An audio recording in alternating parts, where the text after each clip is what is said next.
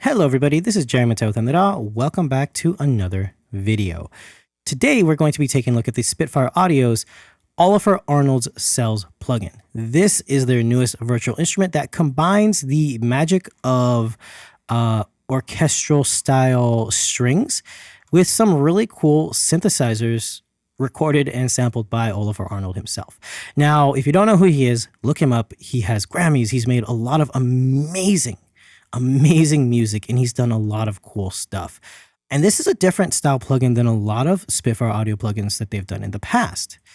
Looking at something like Abbey Road 1, which is one of the best plugins I've ever purchased, you can see that it's very, very much designed to just be a simple, hey, you have long staccatos, marcatos, short swells, all this other stuff, but everything depends on your performance. And it's very like static, like it'll play how you play. It doesn't make anything magic happen. It never changes. That's kind of where this is a little different. Ólafur Arnalds Cells is designed to feel and respond in a almost active way. What I mean by that is it's very performative based. So if you have a performance that calls for more aggressive performances, it's going to change and meld itself to fit that model. So if we, let's say, grab this and just hit a couple of notes, right?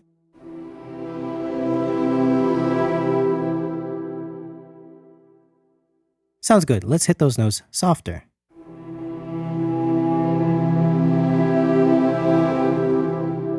Back to hitting it harder.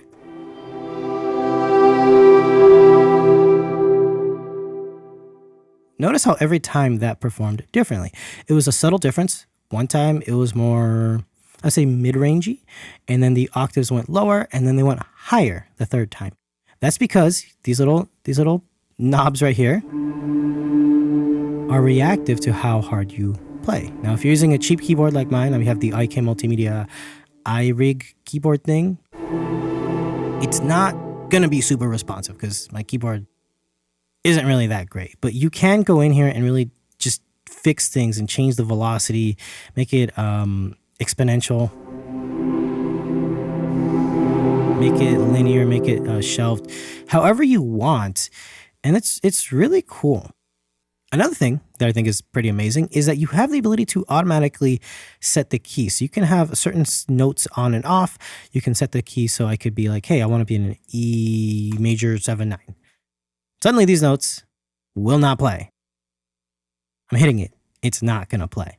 You can have those off notes on and it will kind of keep everything in key, but it'll just kind of change things up. It's basically like if you ever use Scalar 2, it's like Scalar 2 in a plugin natively, and I love it. It's really cool. The next thing is the played mode. Now, this is a little different because you can have a root detection, and this will kind of have a memory of what's going on, which I don't really use that much. I like set mode because it's really good to be like, hey, I want it to do a specific thing. Now, played mode, it is useful because it kind of tells you what you're doing.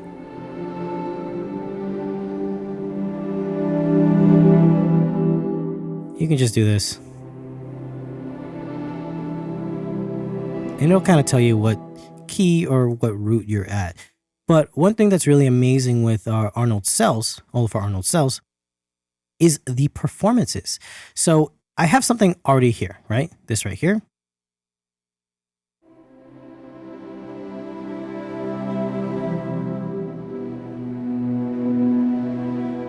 Now, watch what happens if I hit parallel motion.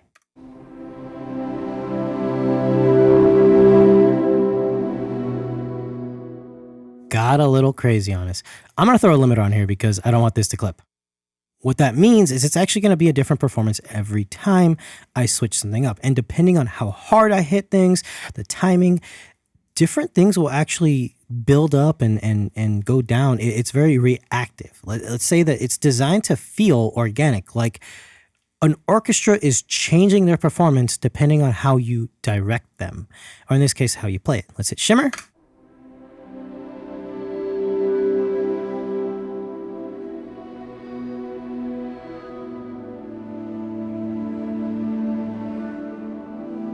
Intensity.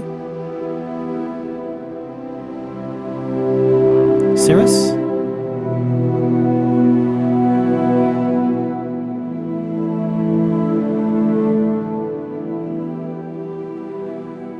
You'll notice that every time I change it, there's subtle things that come in and out. It's really cool. The next thing is you have two different modes. We have synth mode, which basically allows you to select your different sections and blend between them. So we can, let's mute this. We'll have a mallet swarm, and let's just.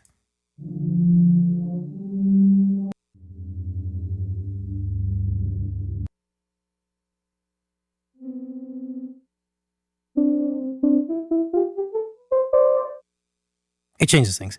And you will notice that it will take a tiny bit of time for these libraries to load. Everything that I have is on an external drive. It's not internal like I normally have it. With my old laptop, I had 4 SSDs internal and 2 M.2s. This one, I got a new laptop, by the way, is 3 M.2s, Gen 4 or whatever, very fast. But because I have that one drive that I'm missing, I have that on a external SSD. So it is going to load up a tiny bit slower. I will say though, this thing hits the CPU very, very lightly. It's barely tickling it.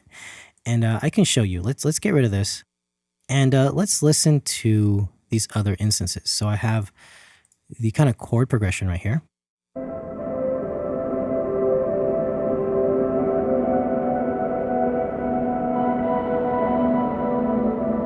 Now this is actually selecting one of the synthesizers.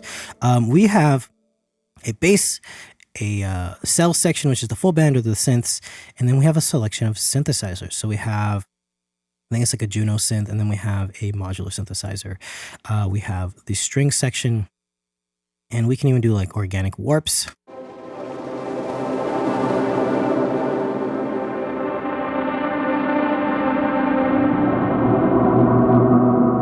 I went for the sonic warps, and I like the tape sound.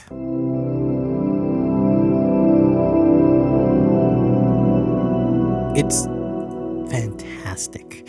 Okay, the next thing is I'm using an instance of cells using the synth one-shots, which is right here. I think it's a Juno synth. And this has different articulations as well. Same performance.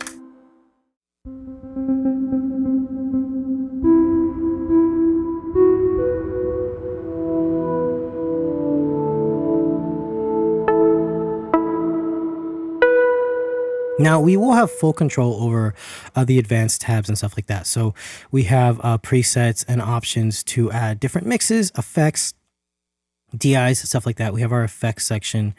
And it's really cool because all of these still have the synth option.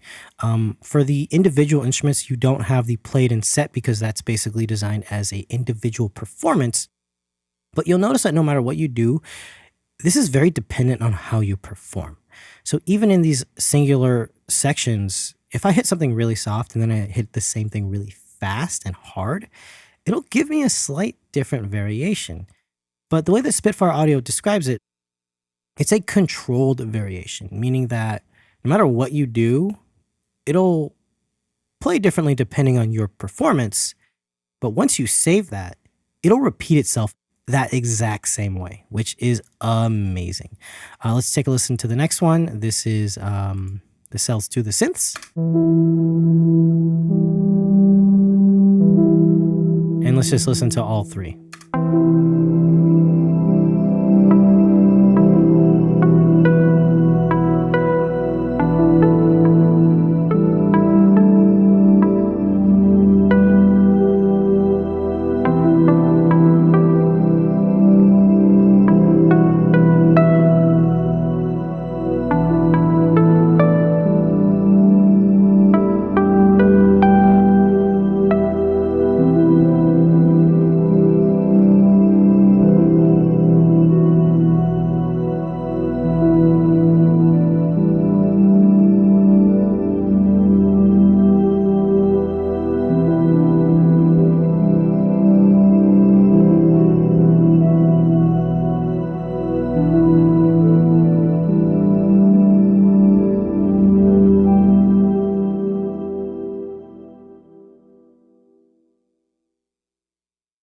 Very cool. A little too ethereal, but very cool and very ethereal. Personally, I think this thing sounds absolutely amazing. I think it sounds fantastic. It's a great sounding synthesizer library, and these extra controls when you really just want to grab one thing and do an entire performance is absolutely amazing. I think the only thing that I would really like to see changed would be in addition to this variation knob. Now, there is a variation knob on the full band and the synths, and this basically adds and triggers more or less variations as you perform. I think having that on all sections would be amazing, but it's pretty amazing as it is. And in my opinion, I think this is definitely worthwhile. It's worth taking a look at. It's worth using. It sounds fantastic, and it might be a very select library. It's mostly synths for like string sounds, and then you have strings, and then you have the bass, which is a string. But this is an amazing library, and it's at a really good price. So I'll leave a link down below. No affiliate link. I make no money if you guys buy it, but I highly recommend giving it a try. Take a listen to it. Try it out yourself. If you like it and you do orchestral music or you use synths like this, you're really going to like it. Anyway, this is Jerry Mateo with In The Raw. I will see you guys next time. Bye.